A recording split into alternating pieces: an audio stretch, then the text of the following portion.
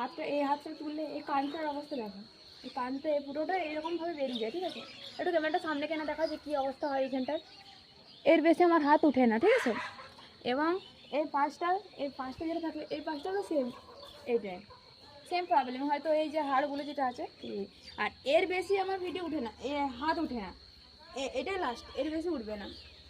কিন্তু একে একে উঠলে হয়তো এরকম, ঠিক আছে। তাই এতটা খিঁচতে হয়, খিচার পর উঠে এটা, এইদিকেও তাই এদিকেও তাই।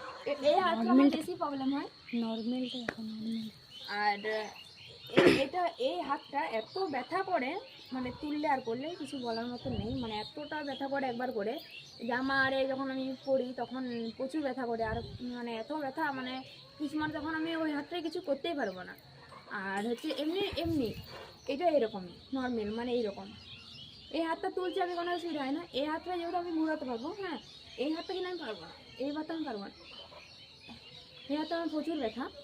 তো আর উপর দিকে যেহেতু হাত এমনি একে একে এমনি পড়ে যাবে, কিন্তু থাকবে না এইরকম, ঠিক আছে।